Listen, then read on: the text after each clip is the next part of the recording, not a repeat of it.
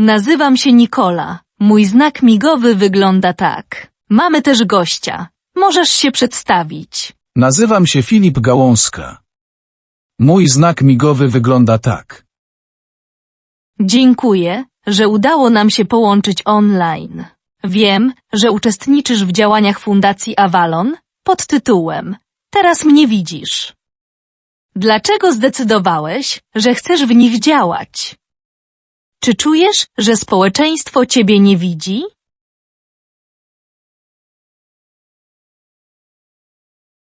Myślę, że to, że byłem w tej kampanii, jest bardzo ważne. Chciałem pokazać wszystkim na świecie. Ja jestem głuchy, ale są osoby z różnymi niepełnosprawnościami, bez ręki, na wózku, niewidomi, z różnymi chorobami, ale wszyscy żyjemy w jednym świecie. Nie w dwóch osobnych. Gdyby nie kampania, to właśnie to społeczeństwo mogłoby zostać w cieniu, a tego nie chcę. Chcę, żeby otwierała się świadomość ludzi. Pięknie. Migałeś o dwóch światach. Czasami mamy też świat głuchych i świat słyszących. Czy jesteś przedstawicielem świata głuchych, tego społeczeństwa? Jak myślisz, co powinny robić osoby słyszące, aby niejako pomóc osobom głuchym? Też, co osoby głuche powinny robić, aby być bliżej słyszących? Co powinna robić jedna i druga strona? Dobrze, odpowiem. Ja, jako głuchy, gdy mam problem, osoby słyszące powinny się trochę dostosować, spróbować dostosować. Obecnie, gdy do nich podchodzę, mówię, że jestem głuchy, to są w szoku, nie wiedzą, co zrobić, są nieprzygotowani. Jesteśmy w XXI wieku, a nie XVII czy XVIII. No nie, XXI wiek, jesteśmy otwarci. Powinni starać się w jakiś sposób skomunikować, zesynchronizować. Żeby była dobra komunikacja, to wiemy, że musi być tłumacz PJMU albo pisanie na kartce. Jeśli któryś z głuchych nie pisze, to nie szkodzi, jest tłumacz PJMU, ale musi być zaufany. To właśnie byłoby dobre dla słyszących lub odwrotnie. Chciałbym, żeby słyszący byli świadomi i przygotowani, wiedzieli, jak się zachowywać i reagować, pomagać głuchym. A nie, żeby się stresowali i unikali, krzyczeli, podnosili głos. To jest brzydkie, ale to trzeba tłumaczyć, aby osoby były tego świadome. Tak myślę, że wszystko, co chciałem, to powiedziałem. Prawda. Czujesz się głuchy przez duże G czy małe G? Prawdę mówiąc, zastanawiałem się nad tym dawniej, gdy oglądałem różne vlogi, opinie innych. Moja rodzina jest w pełni głucha. Oni nie używają dużego G, nie dzielą się na dwie grupy. Dlaczego? Żyjemy w jednym świecie, gdzie są wymieszane różne osoby, słyszący, niepełnosprawni. Gdy idę do lekarza, urzędu albo kupuję kawę, załatwiam swoje obowiązki, czy muszę pisać, że jestem głuchy? Wiele osób używa słowa głuchoniemy. Mam prośbę, żeby tego nie robić, lepiej mówić niesłyszący, głuchy. Słyszący nie piszą głuchy przez duże G, tylko małe G. A ja czuję się z nimi na równi. Gdybym używał dużego G, to trochę tak, jakbym wywyższał się, porównywał, a tego nie chcę.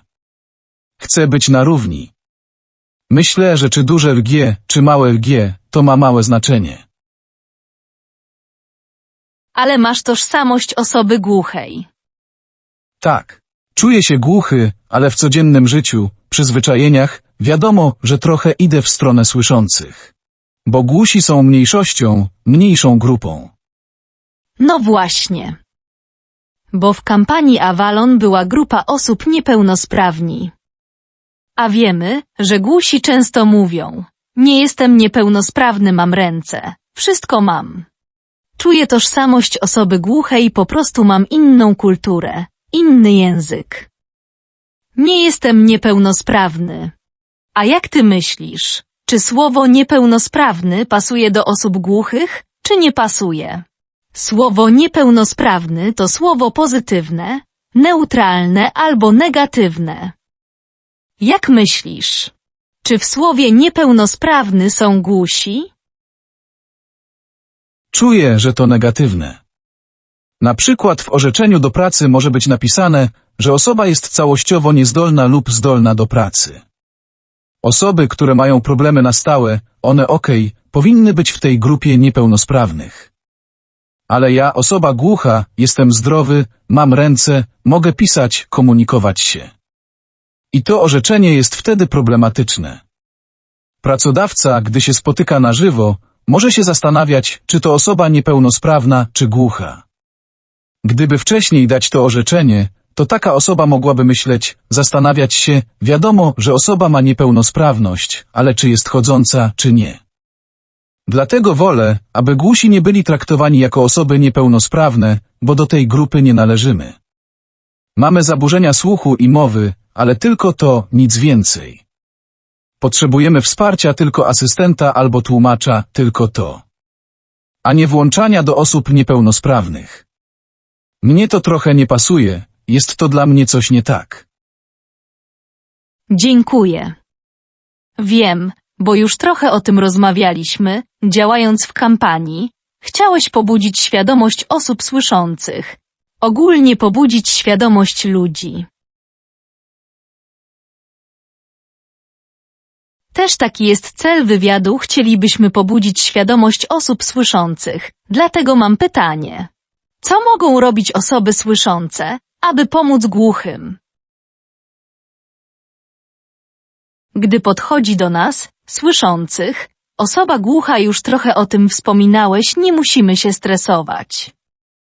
Możemy alternatywnie się skomunikować pisząc, jeśli nie możemy spróbować porozmawiać. A może coś jeszcze słyszący mogą zrobić? Tak.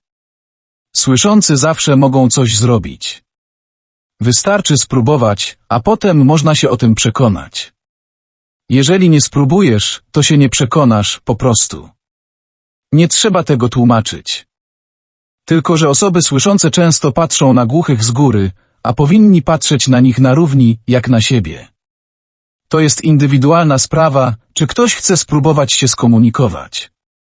Jeśli ktoś spróbuje podejść, to jestem otwarty na rozmowę.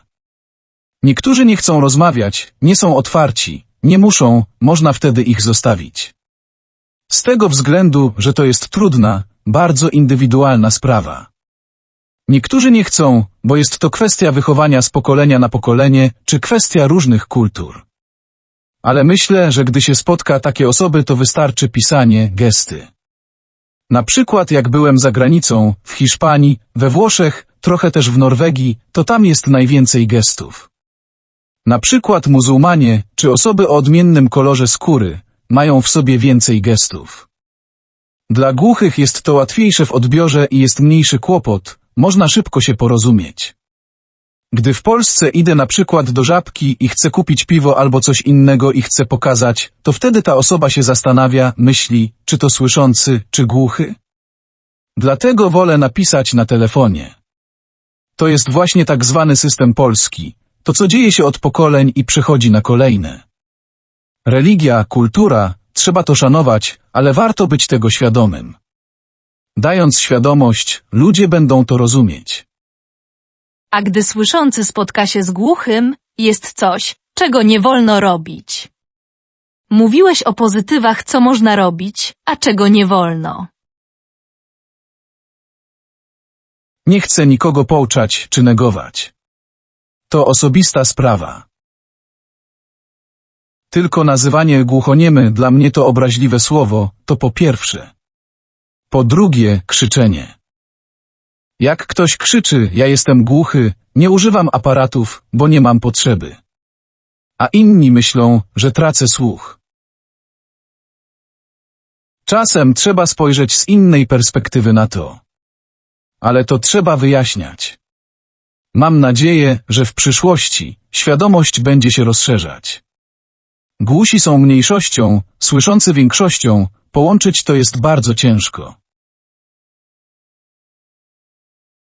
Przez to, że słyszących jest więcej, to oni zawsze będą wygrywać. A głusi są na drugim planie. Ale trzymam kciuki i wierzę, że będziemy walczyć do końca w moim środowisku i coś się zmieni na lepsze, że warunki będą lepsze. Okej, to teraz możemy ładnie przejść do pytania właśnie o przyszłość. Jak wyobrażasz sobie przyszłość, jak widzisz przyszłość głuchych? Na przykład za 10 do 20 lat. Wiemy, że jest grupa osób, która uważa, że głusi teraz walczą o swoje, chcą być na równi ze słyszącymi, że świadomość jest większa i jest więcej dostępności. Ale jest też druga grupa osób, która mówi, że teraz rozwija się technologia, medycyna, że głuchych w przyszłości nie będzie. Pytają, po co język migowy, skoro nie będzie głuchoty? A jak ty myślisz? Trudne pytanie, postaram się na nie odpowiedzieć, ale to tylko moje zdanie. Myślę, że technologia zawsze zwycięży. Ale my, jako społeczność, powinniśmy utrzymać PJM. Kultura głuchych powinna być pamiętana, historia też jest bardzo bogata. Mam nadzieję, że w przyszłości to się utrzyma, ale na pewno głuchych będzie coraz mniej. Widzimy coraz więcej implantów, aparatów, osób słabosłyszących w klasach integracyjnych. Przez 10-11 lat udzielałem się w sporcie głuchych. Jak byłem tym starszym, to zawsze było sporo młodych, było komu przekazywać wiedzę. Tak było przez 4-5 lat. Mniej więcej w okresie pandemii koronawirusa to się zakończyło. Głuchych dzieci, młodzieży jest coraz mniej, więcej idzie w kierunku niepełnosprawności, chorób psychicznych. Nie wiem, co powiedzieć, bo nie wiem, co będzie za 10 czy 20 lat, ale myślę, że głuchych będzie mniej, tak czuję, ale PJM będzie zawsze. Mam nadzieję, bo naprawdę warto znać język migowy PJM oraz głusi mają naprawdę bogatą przeszłość. Dlatego warto o niej pamiętać. Chyba to wszystko. Dziękuję, że udało nam się spotkać na Zoomie i mam nadzieję, że uda nam się pobudzić świadomość osób słyszących, że dowiedzą się czegoś ciekawego. A jeśli ktoś nie widział kampanii Fundacji Avalon, to w opisie będzie link do filmu. Dziękuję. Chciałem podziękować za zaproszenie do wywiadu też Fundacji Świat Głuchych. Jestem dumny, że udało się porozmawiać, aby pobudzać świadomość słyszących. Dziękuję bardzo. bardzo.